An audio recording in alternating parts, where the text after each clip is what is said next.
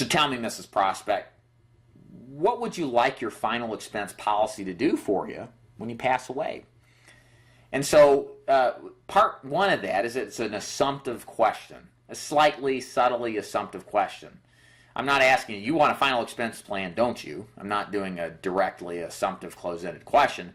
But what I am asking is assuming that they're going to buy a policy, and I'm trying to sell them past the sale. You know, envisioning what this thing's going to do when they buy it, and so they can visualize why they would have it to begin with and why it's important to them. And so what I'm trying to gather out of this is, what do they want it to do? Do they want it to pay for a burial, a cremation? Do they want just extra money? Do they want their kids to be at ease because they've got extra bucks in the bank? It doesn't matter to me. I just want to know what they think is important to them. Again, this is stuff that we use when we present and go back to build value in the presentation side as well as in the closing side, when we can rehash what they mentioned here in the beginning. And then I do also ask as well, do you want to be buried? And tell me what you know. I'm sorry, do you want to be buried or cremated? And tell me what you know about how final expenses are today, or how expensive it is to pay for final expenses today. But more specific, the real question I'm asking more often than not is, do you want to be buried or cremated? A very open-ended A or B question. But but what happens from that questioning is that then I ask them, so what's your experiences with the cost of a burial? And then they'll tell me, well, I don't know, or God, it's $10,000 to $15,000 or whatever. And then I can I can take that, whatever their answer is, and say, that's right. You know, what we see is the average cost of a burial is $3,000 to $5,000. You really need to at least have $5,000 if you want to make sure you've got enough coverage for inflation and prices going up.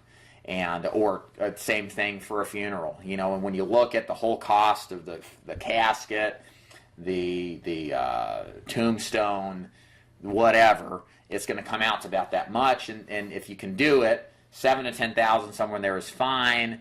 You know, if you walk in a funeral home and all you got $7,000, they're going to work with you. They're not going to let $7,000 walk down the street. You know, that stuff keeps the lights on and pays the bills. So so that's, and what's cool about that, you may be wondering, well, how much value or how much do I talk about the prices of burial? That's it. I don't ever go into any more detail than a cursory 30 to 60-second explanation. I mean, it's wild, right? I mean, I'm not breaking out a price sheet and saying, look at all this stuff. Because what happens is, these people already have in mind what they want, how much they want. They have a range. They're more concerned about do they have the money. That's where my concern is let's get you something you can afford, and something's better than nothing. And that's a tactic I'll teach later on in another live stream.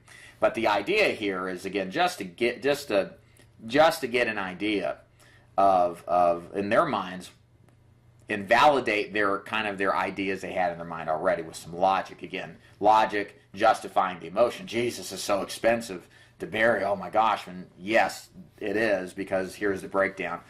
Excuse me. So that I can ultimately justify the face amounts and the coverage amounts, and validate that, at least from my perspective as a person of authority.